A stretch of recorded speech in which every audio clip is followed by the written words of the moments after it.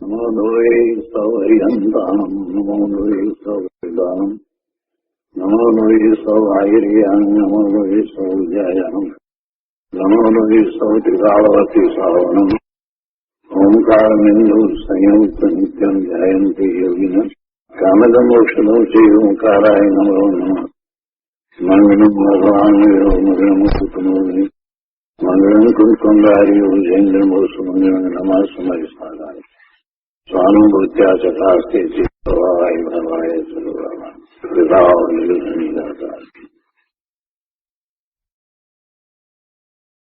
પંચાસ્તિકાય ભગવાન કુંકુંદાચાર્ય રચિત પંચાસ્તિકાય તથા ભગવાન અમૃતચંદ્રાચાર્ય રચિત પંચાસ્તિકાયની ટીકા સમય વ્યાખ્યા એનો સ્વાધ્યાય ચાલે છે. એમાં આપણે 8મી ગાથાનો સ્વાધ્યાય કરી રહ્યા છીએ. આ ગાથા, એનો અન્વયાર્થ, ટીકા, ભાવાર્થ અને આ ગાથા ઉપર પૂજ્ય ગુરુદેવ કાનજી સ્વામી આપેલ પ્રવચનના મહદ અંશો કર્યા છે. હવે વધુ અંશો આજે આપણે લઈએ છીએ. પ્રવચન પ્રસાદ ભાગ 1, પાના નંબર 57. અહીંયા ત્રીજા પેરેગ્રાફમાં કહે છે કે પદાર્થનો આવો સ્વભાવ છે, જ્ઞાનનો તેને જાણવાનો સ્વભાવ છે અને વાણીનો તેને કહેવાનો સ્વભાવ છે, પણ તે દરેક સ્વતંત્ર છે. વાણીને લીધે જ્ઞાન કે પદાર્થ નથી. આગળ કહે છે, પદાર્થના સ્વભાવને જાણીને જ્ઞાનને સમ્યક કરવું તેમાં જ અનંત પુરુષાર્થ છે. દ્રવ્યશ્રુત દ્વારા જગતના સ્વરૂપને અને જગતમાં એ પણ આવી ગયો, પોતે પણ આવી ગયો, 6 દ્રવ્યમાં એ પણ આવી ગયો, 9 તત્વની અંદર પણ એ આવી ગયો. તો એ બધાની સાથે પોતાના સ્વરૂપને જાણીને, જેમ છે તેમ યથાર્થ જ્ઞાન કરીને, એટલે કે તત્વાર શ્રદ્ધાનમ સમ્યક દર્શનમ, એમ જે ઉમા સ્વાતીજી ભગવાને કહ્યું છે તે પ્રમાણે વસ્તુ સ્વરૂપને જીનેશ્વર ભગવાનની વાણીમાં જે રીતે આવ્યું છે તે જ રીતે જાણીને, એવો જ સ્વીકાર કરીને, એવી શ્રદ્ધા કરતા એને સમ્યક્ત થાય છે. આવી શ્રદ્ધા અનુભૂતિ પૂર્વક હોય છે. પહેલા દ્રવ્યશ્રુતનો અભ્યાસ કરે છે, પદાર્થોના સ્વરૂપને જાણે છે. તત્વાર્થ શ્રદ્ધાનમ, તત્વાર્થ શ્રદ્ધા, અર્થોની શ્રદ્ધા. એવી શ્રદ્ધા જેવી છે તેવી. તત્ એટલે તેવી જ. અને તત્ની અંદર યત શબ્દ એ અધ્યાર રહ્યો છે, એ અંદર પડ્યો છે. એટલે કે જેવી છે તેવી પદાર્થોની શ્રદ્ધા કરીને. એટલે ગુરુદેવ અહીંયા કહે છે કે પદાર્થોના સ્વભાવને જાણીને જ્ઞાનને સમ્યક કરવું. જ્ઞાન કરવા વાળો તો પોતે છે ને. પોતાના જ્ઞાનને સમ્યક કરવું. સમ્યક કરવું એટલે અનુભવ સહિત એને જાણવું.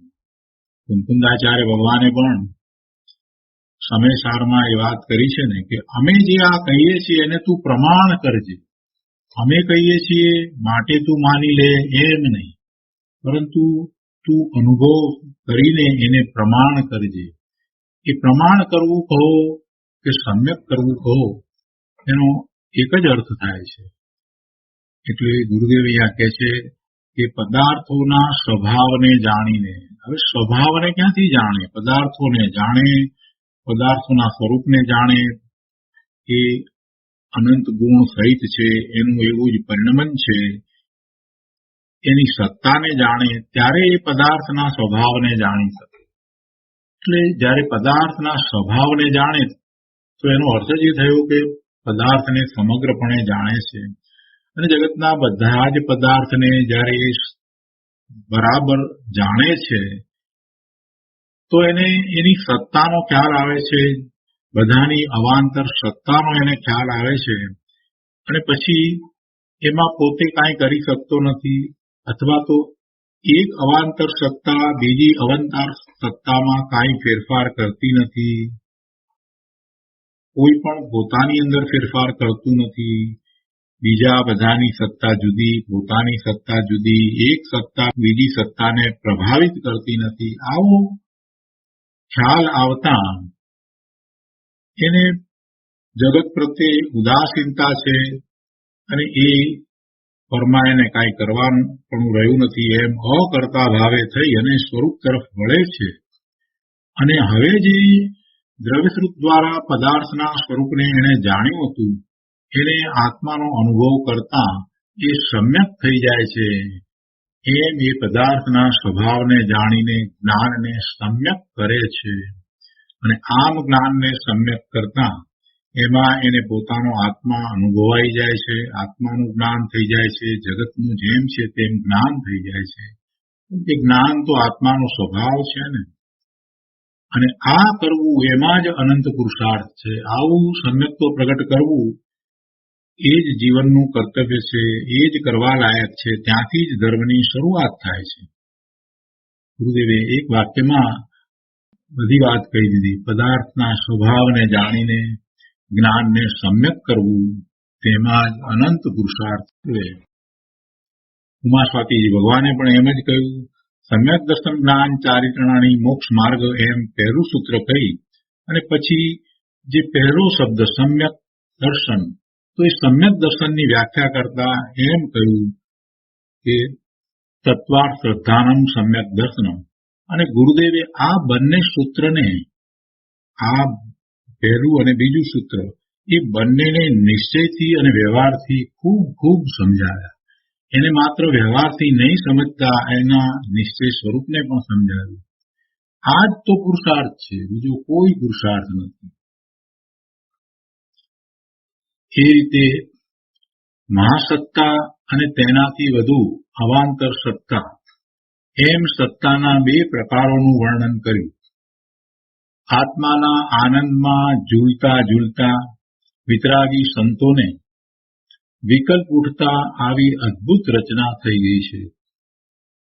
અંદર જ્ઞાનમાં તેવા ભાવોનું ભાષણ હતું અને બહારમાં આ પંચાસ્તિકાય વગેરેના શબ્દોની રચના જગતના ભાગ્યે થઈ ગઈ.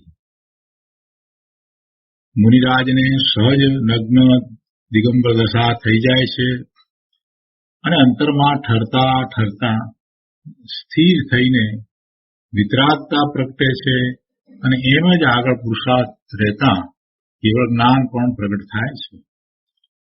ઉપયોગ સૂક્ષ્મ થતા થતા સ્વરૂપમાં ઠરે તે જ પુરુષાર્થ છે.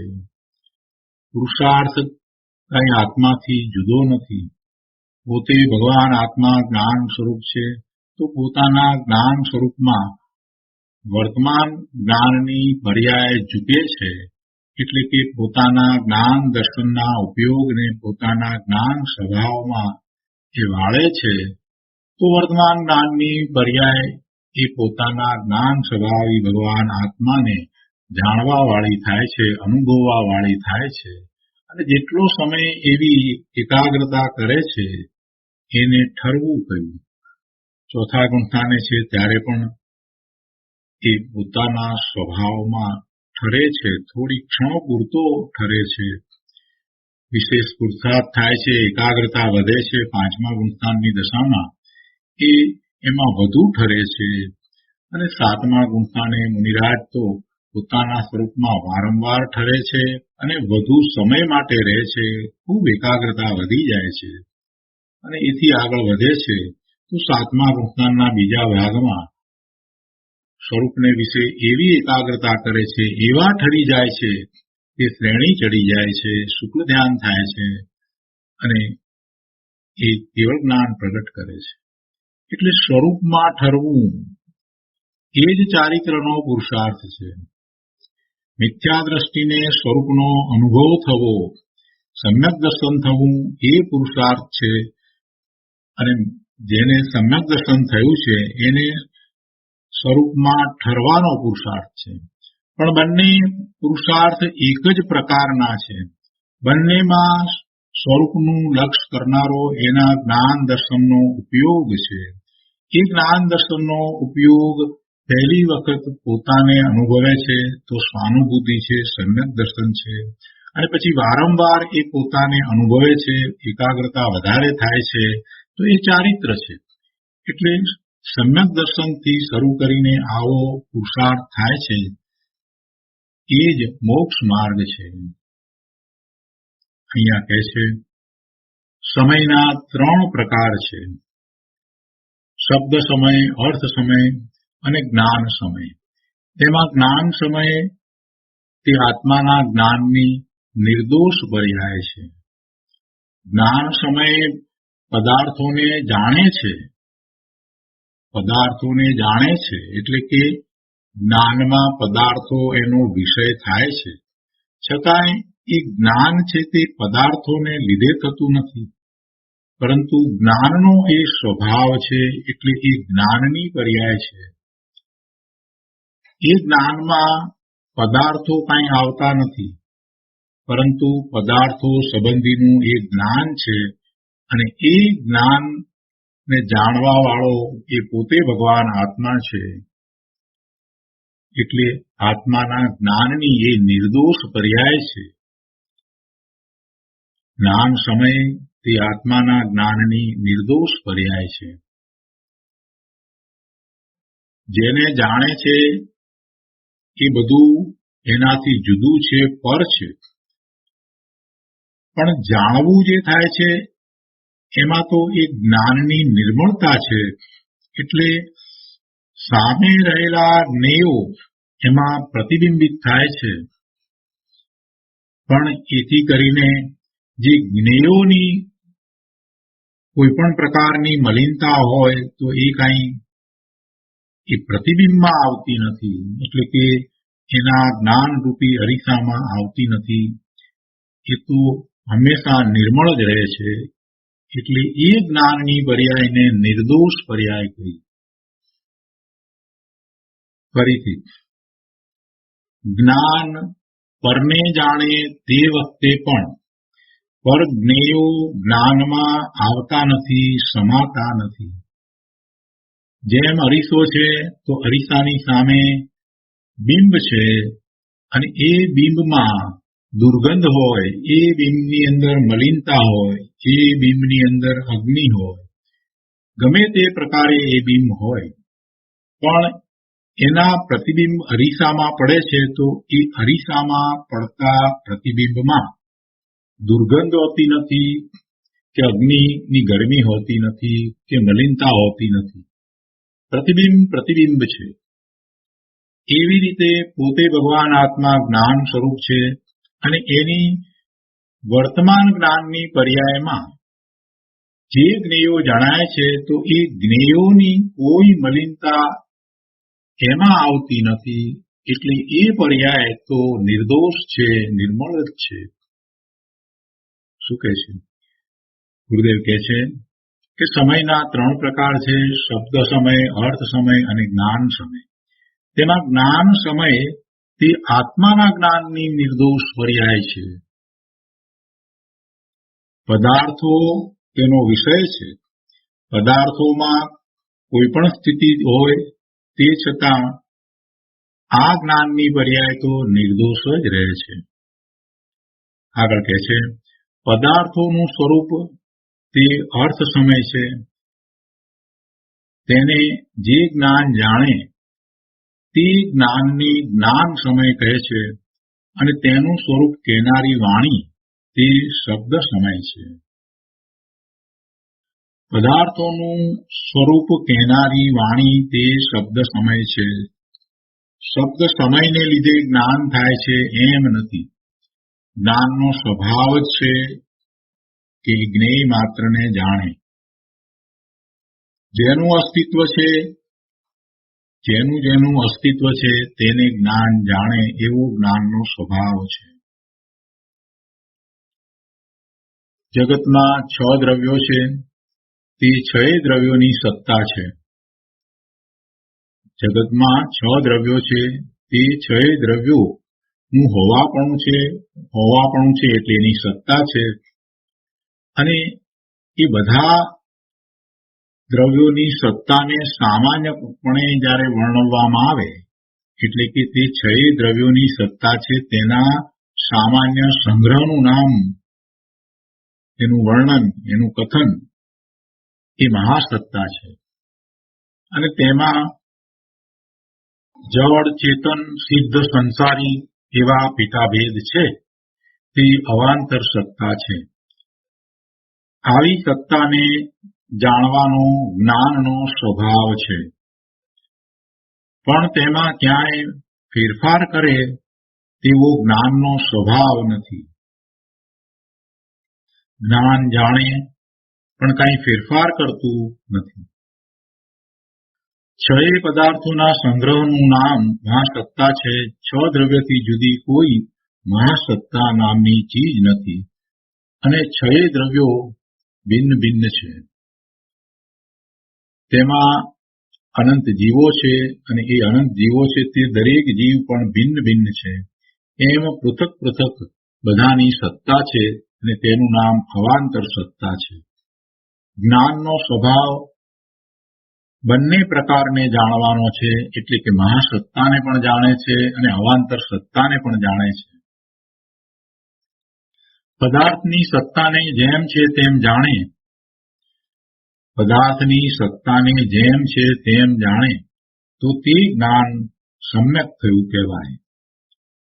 બધા પદાર્થો હોવાપણે છે એટલે સત છે. બધા પદાર્થો સત છે એમ જાણે તેમાં વિતરાગતા આવે છે. બધા પદાર્થો હોવાપણે છે, એનું અસ્તિત્વ છે, અને એ અસ્તિત્વ કેવું છે એનું આ 8મી ગાથામાં વર્ણન કરવામાં આવ્યું. સામાન્યપણે અને વિશેષપણે, એટલે કે મહાસત્તાપણે અને અવાંતર સત્તાપણે એનું જ વર્ણન કરવામાં આવ્યું. અને એના વર્ણનમાંથી એક વાત બહુ જ સ્પષ્ટ થાય છે કે દરેક પોતાની સત્તામાં રહેલું છે. દરેકની એવી જ સત્તા છે, ઉત્પાદ, વ્યય, ધ્રુવ સહિત છે. એટલે એ સ્વયં પોતે જ એવી સત્તામાં રહ્યું છે, તો બીજો એને શું કરે? બીજો એના ઉત્પાદને કરે, કે બીજો એના વ્યયને કરે, કે બીજો એના ધ્રુવપણાને ટકાવી રાખે, એવું કાંઈ છે જ નહીં. એટલે જગત આખામાં બધી સત્તા સ્વતંત્રપણે પોતાથી છે, અને એકબીજાની સત્તા એકબીજાને કોઈ રીતે પ્રભાવિત કરતી નથી. આવું જ વસ્તુનું સ્વરૂપ છે, એવું જગતનું સ્વરૂપ છે. એ બધાને જાણવા વાળો આ ભગવાન આત્મા એ પણ પોતાની સત્તામાં રહ્યો છે. એટલે આ વાતનો જ્યારે સ્વીકાર થાય છે તો પછી એની દ્રષ્ટિ સ્વરૂપ તરફ વળે છે, અને એને વિતરાગી પરિણામ થાય છે.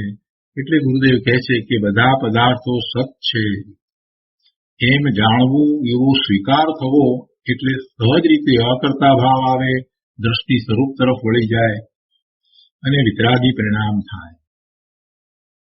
અનંતા પદાર્થો સત છે, તેમાં દરેક પદાર્થની સ્વરૂપ સત્તા ભિન્ન ભિન્ન છે.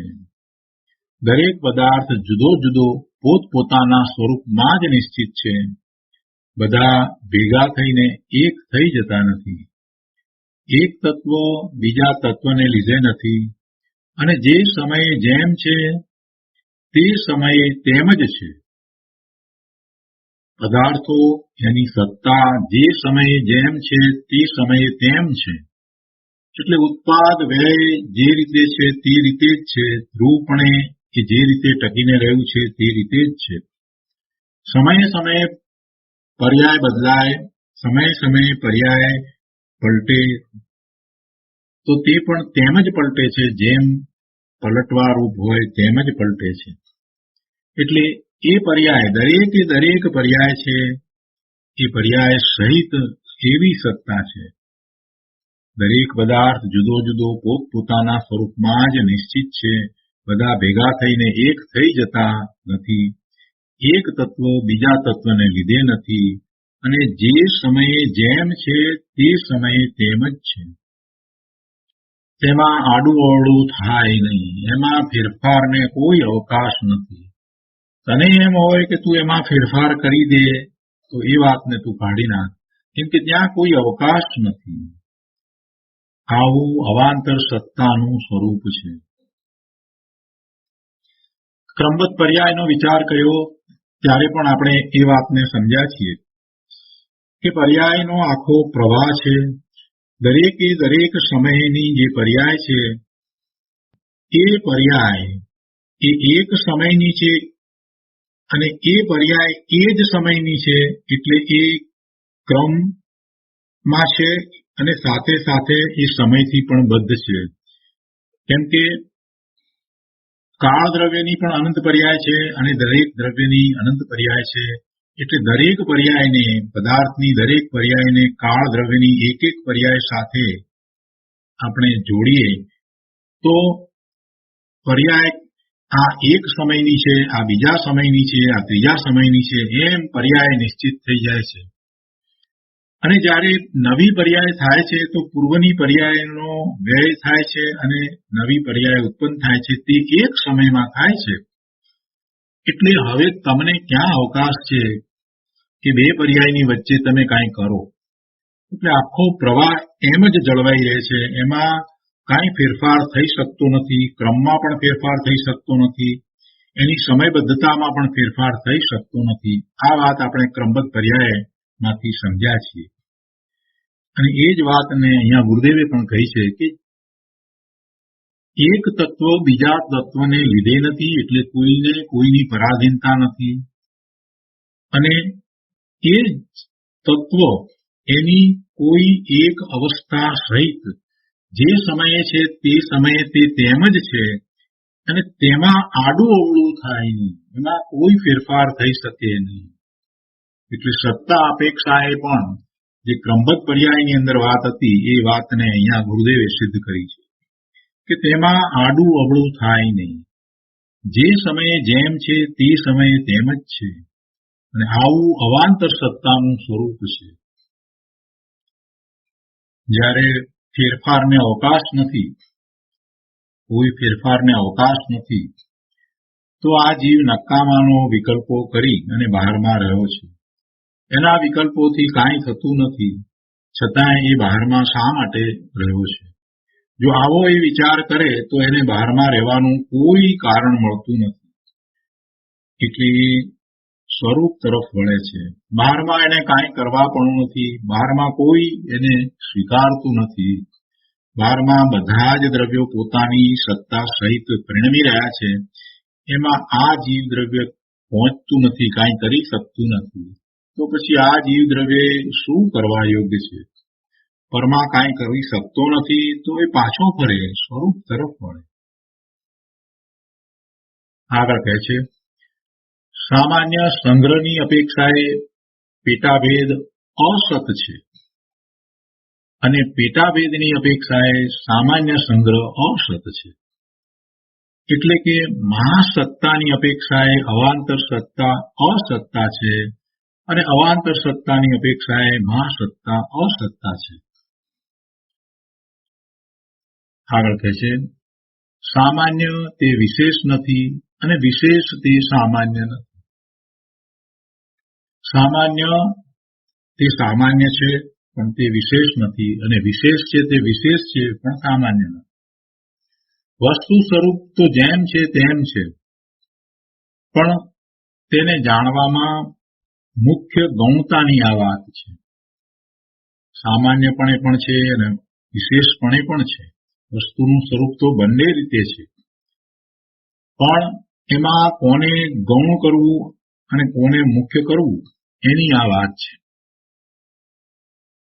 બંનેને જેમ છે તેમ જાણવું, બંનેને જેમ છે તેમ જાણ્યા પછીથી પ્રયોજનવશ એને મુખ્ય અને ગૌણ કરવામાં આવે છે. જ્યારે સામાન્ય સંગ્રહપણે જાણે ત્યારે તેનામાં પેટાભેદ લક્ષમાં ન આવે અને પેટાભેદના લક્ષ વખતે મહાસત્તા લક્ષમાં ન આવે. મહાસત્તાની અપેક્ષાએ અવાંતર સત્તા તે એક અંશ છે.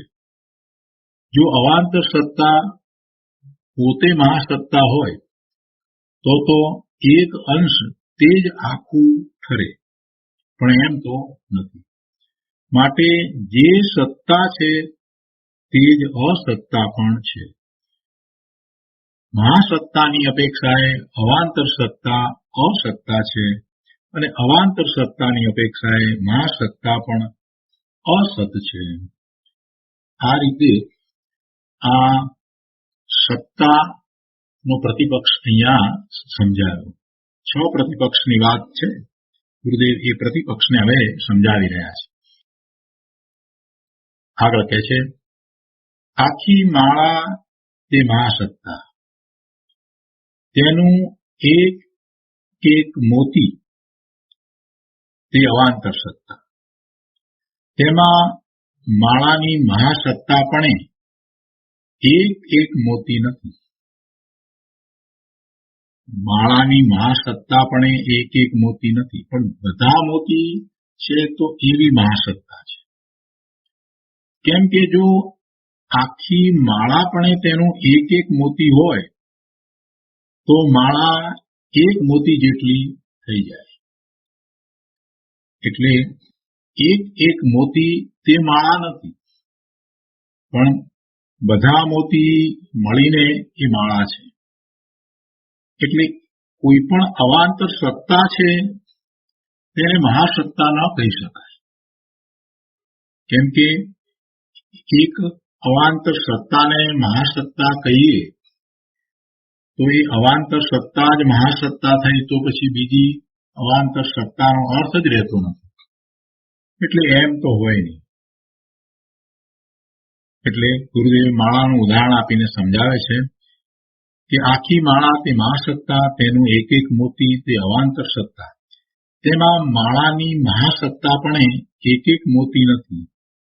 કેમ કે જો આખી માળાપણે તેનું એક એક મોતી હોય તો માળા એક મોતી જેટલી થઈ જાય.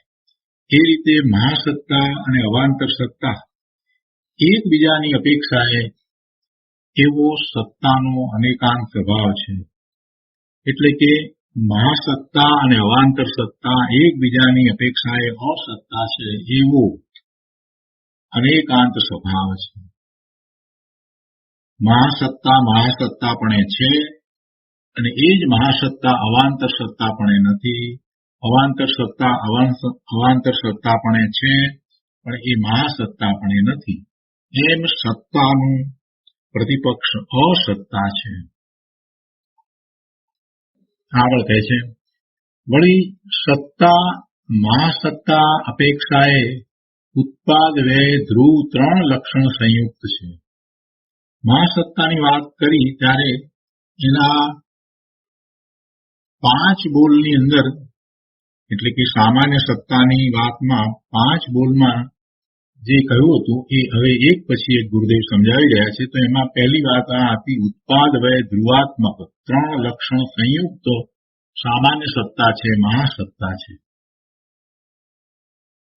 તો કહે છે કે વળી જે સત્તા મહાસત્તા અપેક્ષાએ ઉત્પાદ વ્યય ધ્રુવ 3 લક્ષણ સંયુક્ત છે, તે જ સત્તા અવાંતર સત્તા અપેક્ષાએ ઉત્પાદ વ્યય ધ્રુવ 3 લક્ષણ સંયુક્ત નથી.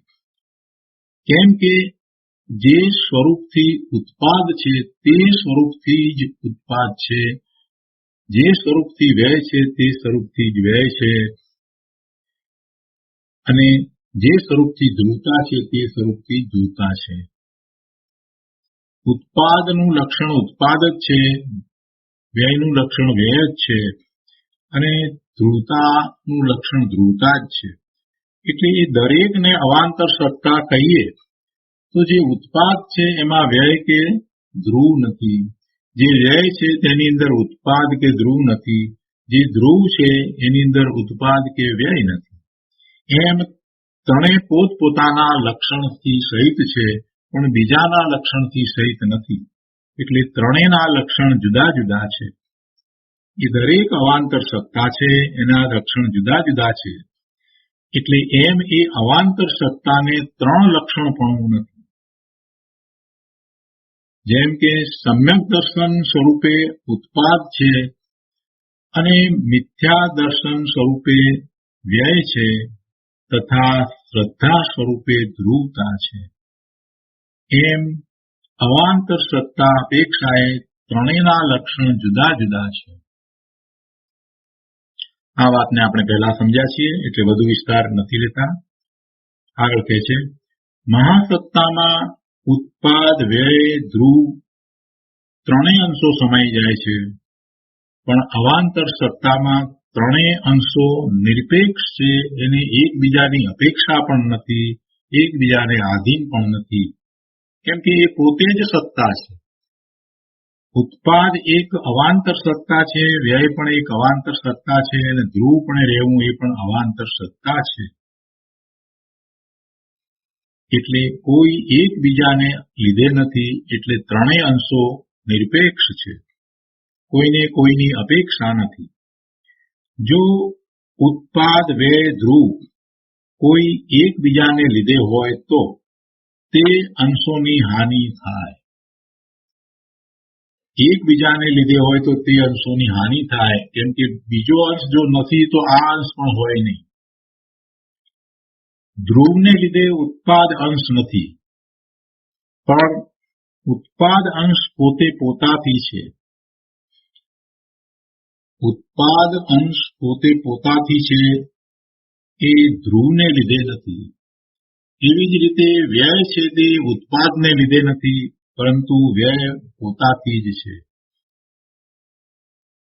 આનો ઘણો વિસ્તાર પ્રવચનસારની 101મી ગાથામાં કરેલ છે. પ્રવચનસારમાં આ બધી વાત ખૂબ સૂક્ષ્મપણે આવી છે. ઉત્પાદ અને વ્યય એટલે એ પર્યાયની વાત લીધી છે. તો જે ઉત્પાદ એ પર્યાય એ સ્વતંત્ર રીતે થાય છે, એને પૂર્વની પર્યાયનો વ્યય જરૂરી નથી. પૂર્વની પર્યાયનો વ્યય થાય માટે આ પર્યાય ઉત્પાદની નવી થાય છે એમ બિલકુલ નથી. છતાંય વસ્તુનું સ્વરૂપ એવું જ છે કે જે સમયમાં વ્યય છે તે જ સમયમાં ઉત્પાદ છે, પણ એને વ્યયની અપેક્ષા નથી, વ્યયને ઉત્પાદની અપેક્ષા નથી. એ સ્વતંત્ર છે, અને બંનેને ધ્રુવની પણ અપેક્ષા નથી. એટલે કે જે ધ્રુવ ત્રિકાળી દ્રવ્ય એ કઈ ઉત્પાદ અને વ્યય કરે છે એમ અપેક્ષા નથી. જે કરે તો આ ઉત્પાદ વ્યય થાય એમ નથી. પર્યાય સ્વતંત્રપણે ઉત્પન્ન થાય છે અને પર્યાયનો વ્યય પણ સ્વતંત્રપણે થાય છે. એટલે ત્યાં એ પર્યાયના ષટકારકોને સમજાયા છે. પર્યાયના 6 કારકો એના પોતાના ઉત્પાદ વ્યયની અપેક્ષાએ પર્યાય સ્વતંત્ર રીતે એ ઉત્પાદ અને વ્યયને પામે છે. એ બધી વાત પ્રવચનસારની અંદર કહેવામાં આવી છે. પર્યાયમાં ધ્રુવ આવી જતું નથી, પર્યાયમાં દ્રવ્ય આવી જતું નથી, પણ જે પર્યાય છે તે દ્રવ્યની જ છે, અને એ દ્રવ્ય પર્યાયને કરે છે એમ નથી. એવી પર્યાય સ્વતંત્રપણે જ થાય છે. એટલે એ પર્યાયને, એ ઉત્પાદ થાય કે વ્યય થાય, એ પર્યાયને અહીંયા અવાંતર સત્તા કઈ છે. કેમ કે પર્યાયનું અસ્તિત્વ છે, એનું હોવાપણું છે. જેનું હોવાપણું છે, જેનું અસ્તિત્વ છે, એ સત્તા સ્વરૂપ છે. એટલે ઉત્પાદ છે તે સત્તા છે, તો એ સત્તાને ધ્રુવ કરે છે એમ હોઈ શકે નહીં. કેમ કે ધ્રુવ છે તે પણ સત્તા છે, ઉત્પાદ છે તે પણ સત્તા છે, અને વ્યય છે તે પણ સત્તા છે. એ બધી અવાંતર સત્તાઓ પોતે પોતાથી છે, કોઈ કોઈથી નથી, બધી નિરપેક્ષ છે.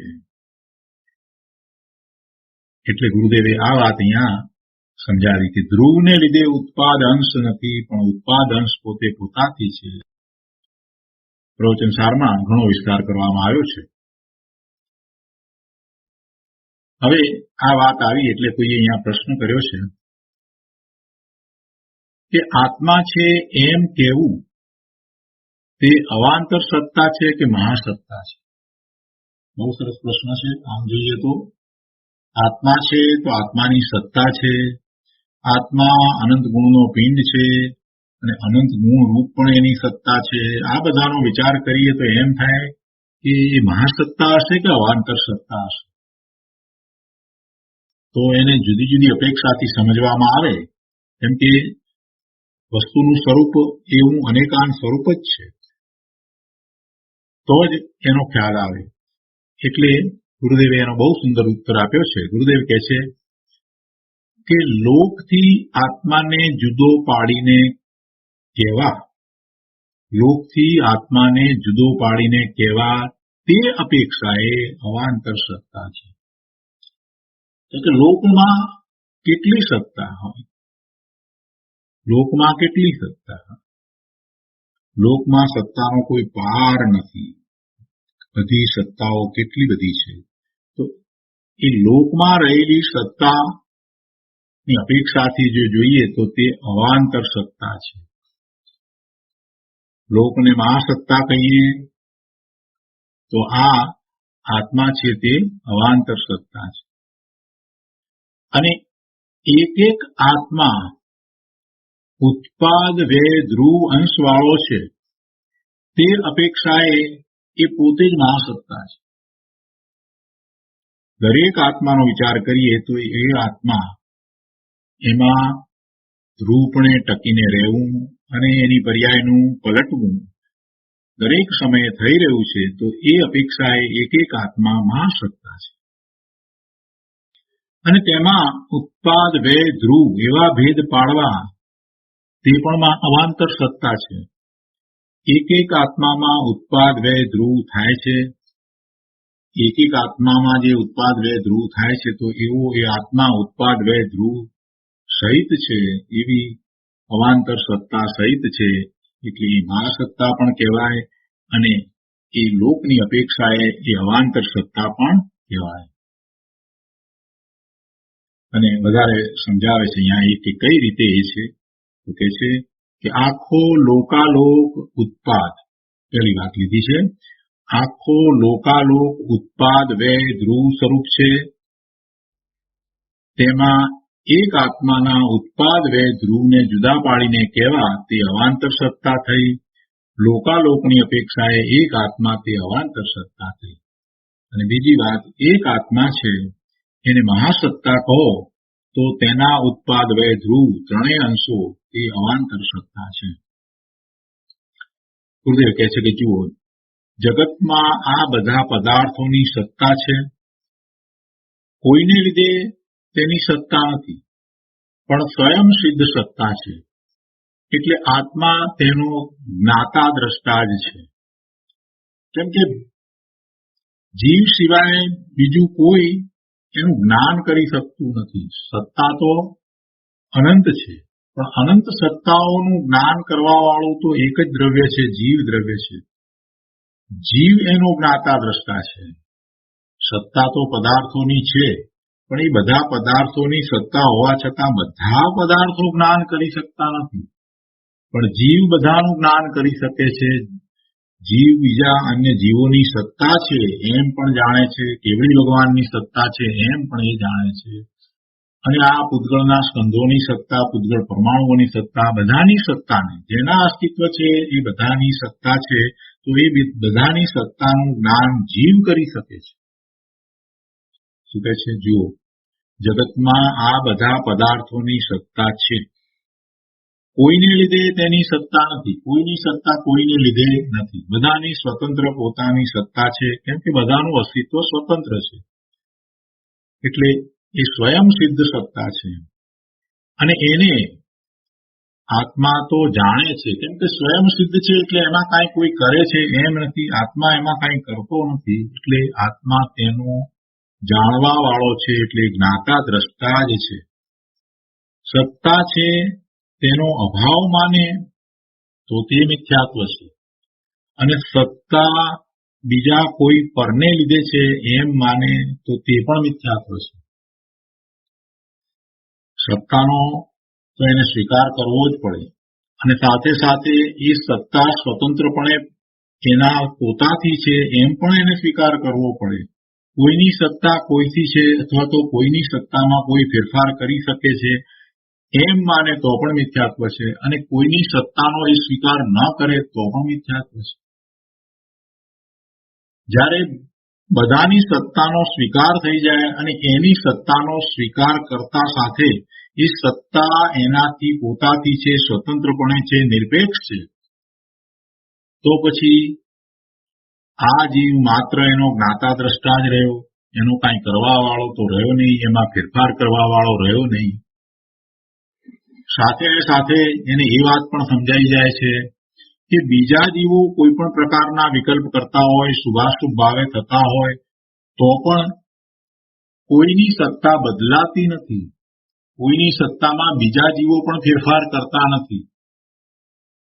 પોતે તો બીજાની સત્તામાં ફેરફાર કરતો નથી, પણ બીજાઓ પણ એ જ રીતે કોઈની સત્તામાં ફેરફાર કરતા નથી. તો કોઈનાય પ્રત્યે રાગ દ્વેષનો પ્રશ્ન ઉપસ્થિત થતો જ નથી. આવું સત્ય એને સમજાય છે.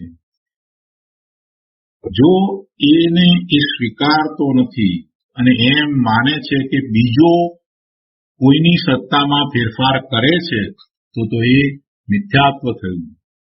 અથવા તો બીજા કોઈની સત્તાનો પોતે નાશ કરે કે બીજો નાશ કરે તો પણ મિથ્યાત્વ થયું.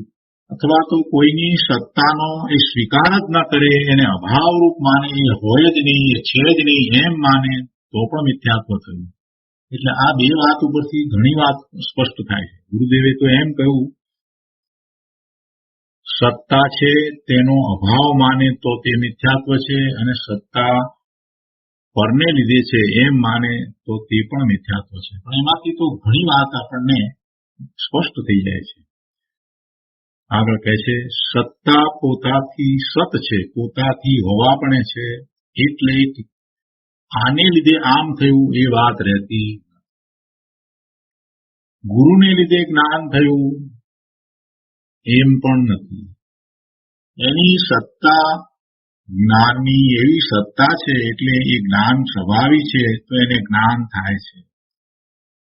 ગુરુની સત્તા આની જ્ઞાન સત્તામાં ફેરફાર કરે છે એમ બિલકુલ નથી.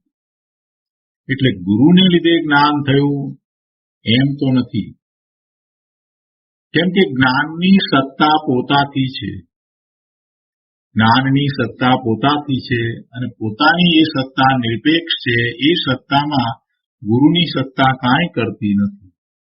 વસ્તુનું આવું જ સ્વતંત્ર સ્વરૂપ છે, નિરપેક્ષ છે. આ સ્વરૂપની વાત થઈ અને એના પરિણમનનો વિચાર કરીએ તો પરિણમન પણ નિરપેક્ષ છે, સ્વતંત્રપણે થાય છે. કોઈ પર્યાય થાય છે તો એ પર્યાયને, એ પલટવાને કોઈની અપેક્ષા નથી. એ બંને વાતનો જયારે સ્વીકાર કરીએ, એ સત્તાનો અને પરિણમનનો, ત્યારે જગતમાં કોઈ કોઈનું કાંઈ કરી શકે નહીં. જગતમાં કોઈ કોઈનો નાશ પણ કરી શકે નહીં, ફેરફાર પણ કરી શકે નહીં. જગતમાં કોઈ કોઈને ઉપજાવી પણ શકે નહીં. જગતને કોઈએ ઉપજાવ્યું છે એ પણ શક્ય નથી, એ હોઈ શકે જ નહીં. જગતની કોઈ રચના કરે એ પણ શક્ય નથી. જગતનું કોઈ નિયમન કરે એ પણ શક્ય નથી. કેટલી બધી વાત આમાંથી આપણને સમજાઈ જાય છે. જગતનું નિયમન થઈ શકે નહીં, જગતનું કોઈ નિયમન કરી શકે નહીં, જગતને કોઈ ઉત્પન્ન કરી શકે નહીં, જગતનો કોઈ નાશ કરી શકે નહીં. આવું પરમ સત્ય આપણને સમજાય છે. અને જગતમાં કોઈ કાંઈ ફેરફાર કરતો નથી. બધું જગત આખું વ્યવસ્થિત પરિણમી રહ્યું છે અને પરિણમી રહ્યું છે છતાં પણ એનો નાશ નથી થતો. બધા પોતપોતાની સત્તામાં રહ્યા છે, એટલે કે પોતાનું અસ્તિત્વ ટકાવીને રહ્યા છે. એ અસ્તિત્વમાં એની જે સત્તા છે તે પણ એમ જ છે. એટલે કોઈથી કોઈને કાંઈ થાય છે એવો પ્રશ્ન જ નથી. આટલી બધી વાત સમજાય એટલે પછી જીવની દ્રષ્ટિ આત્મા તરફ જ જાય, સ્વરૂપ તરફ જ એ વળી જાય છે. આગળ અહીંયા કહે છે કે ગુરુને લીધે જ્ઞાન થયું એમ તો નથી, કેમ કે જ્ઞાનની સત્તા પોતાથી છે. પણ ધ્રુવ જ્ઞાનને લીધે જ્ઞાનનો ઉત્પાદ અંશ છે એમ પણ નથી.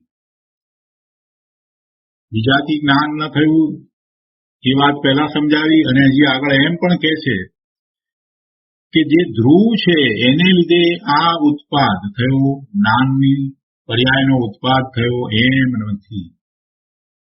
ધ્રુવ જ્ઞાનને લીધે જ્ઞાનનો ઉત્પાદ અંશ છે એમ પણ નથી.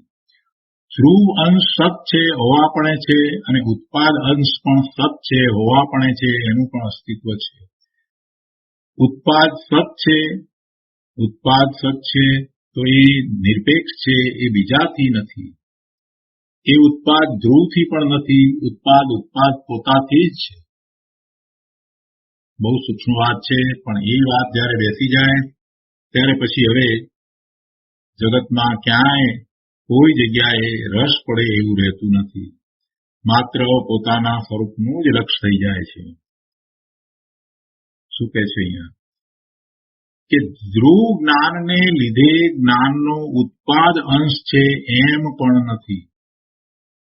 ધ્રુવ અંશ સત છે, ધ્રુવ અંશ હોવાપણે છે અને ઉત્પાદ અંશ પણ સત છે.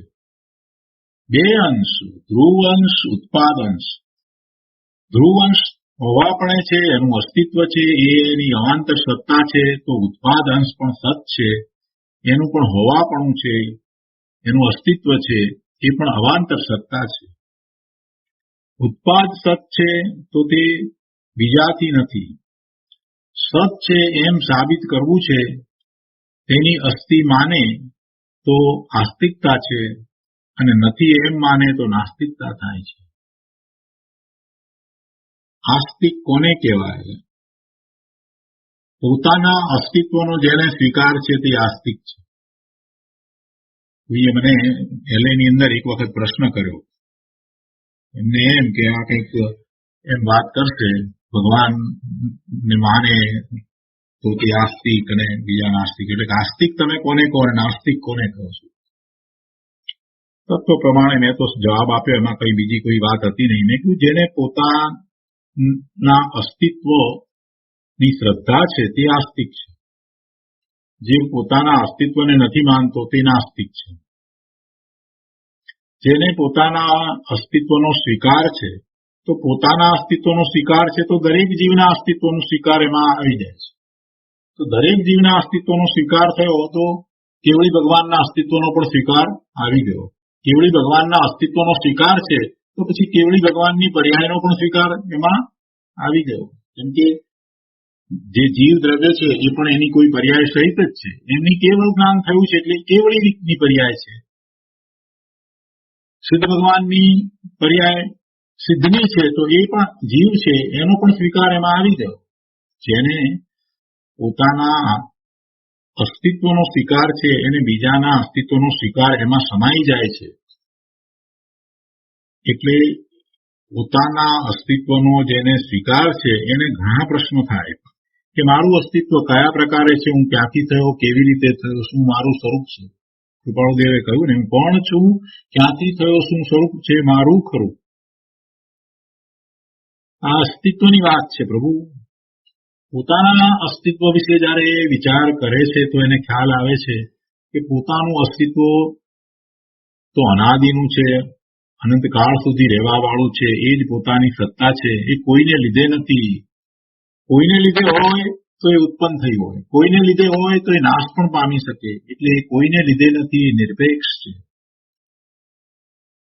અને જયારે પોતાની સત્તાનો વિચાર થાય છે તો બીજાની સત્તાનો પણ સ્વીકાર આપોઆપ થઈ જાય છે ને, કે બીજી પણ સત્તાઓ છે, પોતાથી જુદી બીજી સત્તાઓ છે. એટલે ભેદ જ્ઞાન પણ એમાં સમાઈ જાય છે.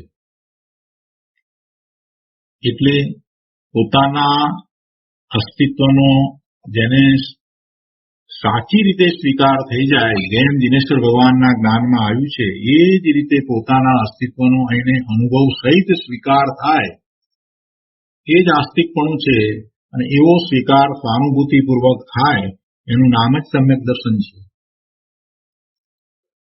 આ આસ્તિકતા છે. પણ અસ્તિત્વનો સ્વીકાર કરતો નથી, અસ્તિત્વને માનતો નથી, એ નાસ્તિકતા છે. ગુરુદેવ કહે છે પદાર્થોનું સ્વરૂપ આવી સત્તાવાળું છે. સત્તાનો સ્વીકાર તે સમ્યક જ્ઞાન છે. સત્તા તે અર્થ સમય છે અને તે સત્તાને જાણે તે જ્ઞાન સમય છે. જ્ઞાન જ્ઞેયની સત્તાને છે તેમ જાણે છે. જ્ઞાન પદાર્થોને જાણે છે, એની સત્તાને જાણે છે, અને જાણે છે તો એ જ્ઞાનનું જ્ઞેય છે. પણ એ જ્ઞેયને કેવી રીતે જાણે છે, અહીંયા એ વાત સ્પષ્ટ કરી છે. શું કહે છે? સત્તા તે અર્થ સમય છે, અને તે સત્તાને જાણે તે જ્ઞાન સમય છે, અને જ્ઞાન જ્ઞેયની સત્તાને છે તેમ જાણે છે. જ્ઞેયની સત્તાને છે તેમ અસ્તિપણે હોવાપણે જાણે છે. આમ કેમ એવો વિકલ્પ જ્ઞાનમાં નથી. એને હોવાપણે જાણે છે એ પણ એ જાણે છે. શા માટે છે, આવી રીતે કેમ છે, તેમ એ વાત જ એમાં નથી, એવો વિકલ્પ જ નથી. કેમ કે જ્ઞાન તો એને જાણે છે ને હોવાપણે સ્વીકારે છે. જ્ઞાન સત્તાને જાણે છે, સ્વીકારે છે. જગતના બધા જ પદાર્થોના અસ્તિત્વને એ જાણે છે તો સ્વીકારે છે, એને હોવાપણે જાણે છે. એટલે જ્ઞાન તો તેને જ જાણે છે કે જેનું અસ્તિત્વ છે. જેનું અસ્તિત્વ છે તેને જ્ઞાન જાણે છે. અને જ્ઞાન એને જાણે છે તો એની સત્તાને એ જાણે છે. જ્ઞાન જ્ઞેયની સત્તાને જાણે છે એટલે એ છે એમ જાણે છે. પછી એમાં આમ કેમ એવો વિકલ્પ જ્ઞાનમાં નથી. પર્યાય સત છે તે પરને લીધે તો નથી, પણ પહેલાની પર્યાયને લીધે પણ નથી.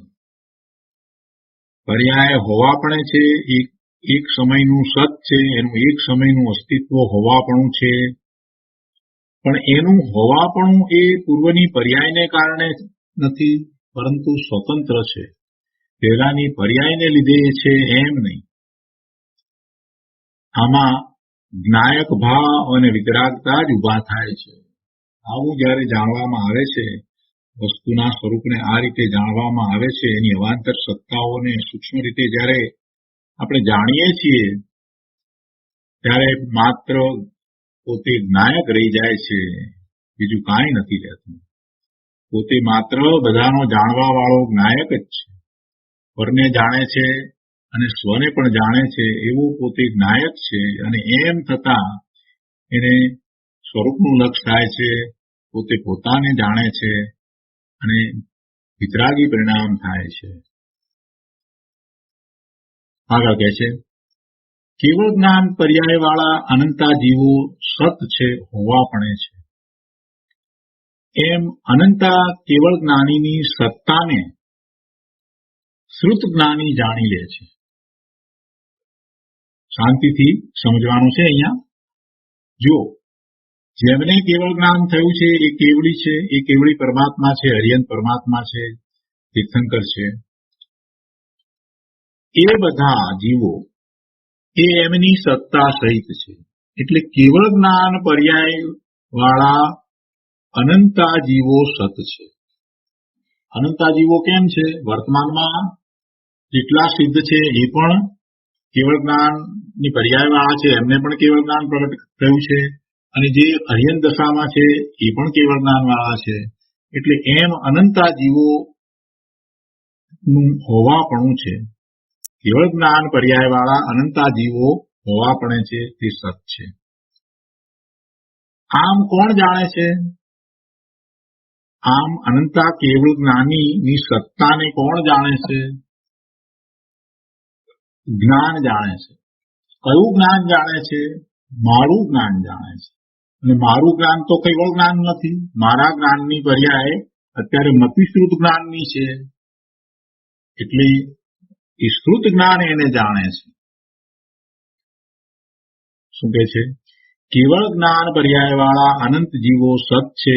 એમ અનંતા કેવળ જ્ઞાનીની સત્તાને શ્રુત જ્ઞાની જાણી લે છે. હવે આગળ કહે છે કે તે કેવળ જ્ઞાન સત છે હોવાપણે છે. કોઈ પૂર્વના કારણને લીધે તેની સત્તા છે એમ નથી. કેવળી ભગવાન કેવળ જ્ઞાન સહિત છે, કેવળ જ્ઞાન પ્રગટ થયું છે. એટલે હવે જે પર્યાય છે એને આપણે એ કેવળી કહીએ. તો એ કેવળ જ્ઞાન એ કેવળ જ્ઞાન જે પ્રગટ થયું છે એનું હોવાપણું છે એ સત છે, તો એ કેવળ જ્ઞાન એ પણ એક સત્તા છે. કેવળ જ્ઞાન છે એ પણ અવાંતર સત્તા છે, અને એ કોઈ પૂર્વના કારણને લીધે નથી. પૂર્વનું બીજું કોઈ કારણને લીધે નથી. એ પણ નિરપેક્ષ છે, એને કોઈની અપેક્ષા નથી. કેવળ જ્ઞાન થાય છે એને કોઈની અપેક્ષા હોતી નથી, કોઈ પરને કારણે થતું નથી, પૂર્વની પર્યાયને કારણે પણ થતું નથી. કેવળ જ્ઞાનની પર્યાય એ સ્વતંત્ર રીતે થાય છે. કોઈ પૂર્વના કારણને લીધે તેની સત્તા છે એમ નથી.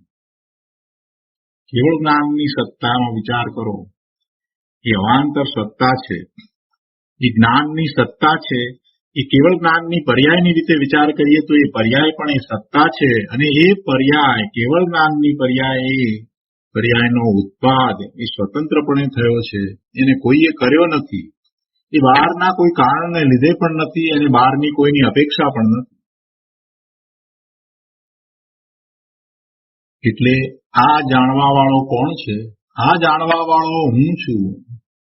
હું મારા શ્રુત જ્ઞાનમાં એને જાણું છું. મારા શ્રુત જ્ઞાનની પર્યાયમાં આ સતને હું જાણું છું. એ વાત ગુરુદેવ અહીંયા કરે છે. કહે છે કે તે કેવળ જ્ઞાન સત છે, કોઈ પૂર્વના કારણને લીધે તેની સત્તા છે એમ નથી. જેમ સત છે તેમ જાણી લે તેવો જ તારો સ્વભાવ છે. તારો જ્ઞાન સ્વભાવ પણ એવો જ છે કે જે સત છે તેને તે રીતે જ જાણી લે છે. તું જ્ઞ સ્વભાવી જ છે, તું જ્ઞાન સ્વભાવી જ છો. રાગને રાગપણે જાણી લે તેવો સ્વભાવ છે.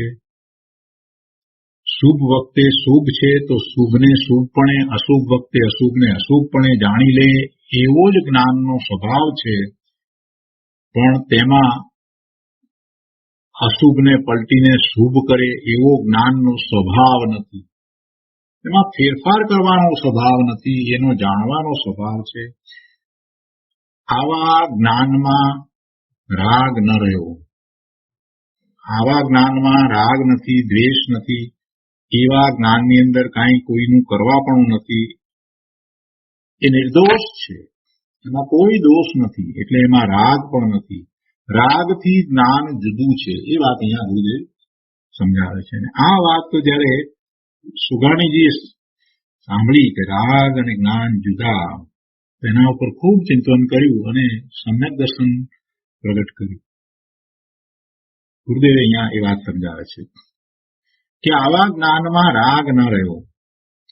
જે જ્ઞાન બધી સત્તાને જાણે છે, કેવળી ભગવાનની સત્તાને જાણે છે, કેવળ જ્ઞાનની સત્તાને પણ જાણે છે, પોતાના શ્રુત જ્ઞાનમાં જાણે છે, છતાંય એ જ્ઞાનમાં ક્યાંય રાગ નથી. કેવળ જ્ઞાનમાં તો રાગ નથી, પણ એ શ્રુત જ્ઞાન દ્વારા જાણે છે તો એ શ્રુત જ્ઞાનમાં ક્યાંય રાગ નથી, કોઈ દ્વેષ નથી, કોઈ દોષ નથી. એ શ્રુત જ્ઞાન પણ એનું નિરપેક્ષ છે, એને કોઈની અપેક્ષા નથી, અને એ પોતાના કારણે જ છે, એ એનો સ્વભાવ છે. જ્ઞાનનો સ્વભાવ જાણવાનો જ છે એમ નક્કી કર્યું ત્યાં મોક્ષ માર્ગ શરૂ થઈ ગયો.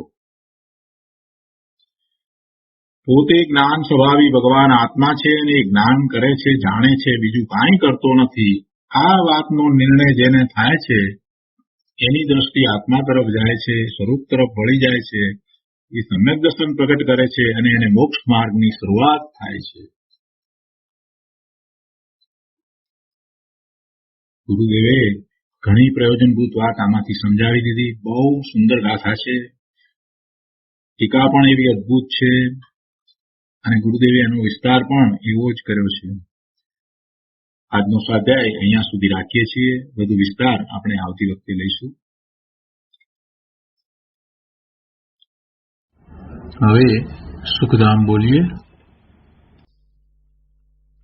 સુખધામ અનંત સુસંત ચરી દિન રાત રહે તદ